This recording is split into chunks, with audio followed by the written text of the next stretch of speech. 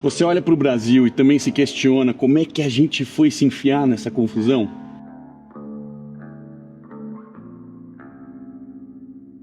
O eterno país do futuro que sempre promete, mas nunca entrega. O país que nunca sai da promessa, que vive em torno da corrupção, da ineficiência, do apontamento de dedo. É sempre um lado contra o outro. Mas o que eu posso te dizer é que isso foi planejado e muito bem executado.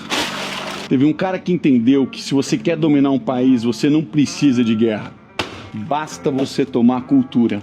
Essa foi a grande sacada de Antônio Gramsci. Ele percebeu que o modelo de Lenin e Stalin, o comunismo à força, com armas e tanques de guerra, sempre encontravam resistência. Foi aí que ele teorizou um novo caminho, a hegemonia cultural. A ideia era muito simples. Se você consegue controlar as narrativas, você controla o povo. E para isso, você precisa dominar a cultura. Não precisa proibir nada, basta fazer as pessoas acreditarem que não há outro caminho. E como se faz isso? Mídia. Manipula narrativas, protege aliados, demoniza inimigos. Academia. Professores doutrinando desde cedo. Entretenimento. Artistas e atualmente influenciadores vendem discursos prontos. E sabe onde isso foi aplicado com perfeição? No Brasil. Agora me diz que você nunca se perguntou por que quase todos os professores são de esquerda? Como é que as universidades federais e as escolas se tornaram centros de doutrinação onde não mais se ensina a pensar livremente? Como é que a mídia inteira repete exatamente o mesmo discurso? E os artistas? Por que eles têm exatamente o mesmo pensamento unilateral? Pois bem, isso não foi por acaso.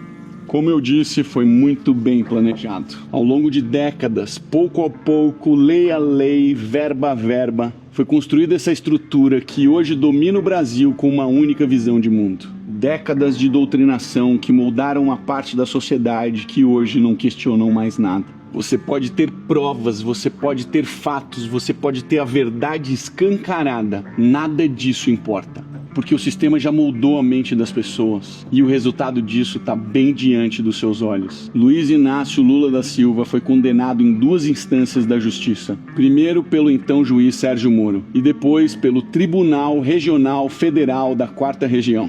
Os crimes: triplex no Guarujá, corrupção passiva e lavagem de dinheiro. Sítio de Atibaia, os mesmos crimes, o mesmo esquema. Instituto Lula, recebendo dinheiro sujo disfarçado de doações. Era um caso fechado, provas documentadas, delações, dinheiro rastreado. Mas e daí? O STF anulou tudo. Não porque ele era inocente, mas porque o processo não foi julgado na jurisdição correta. E o que aconteceu depois? O cara virou presidente do Brasil. De novo. Agora olha ao seu redor. O STF atropela a Constituição diariamente. O Senado, que deveria fiscalizar, não faz nada. A imprensa, que deveria denunciar, protege. E você ainda acredita que a gente vive numa democracia?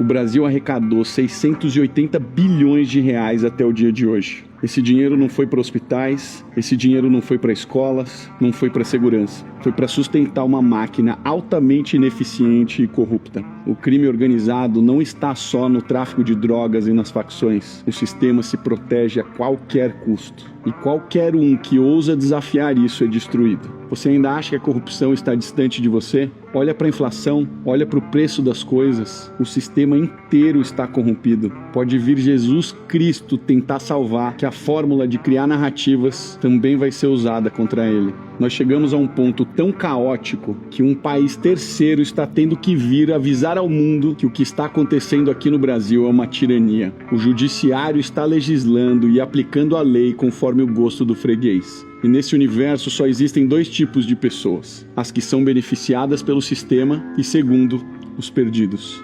Mas você me pergunta, e a Faria Lima? E os ricos?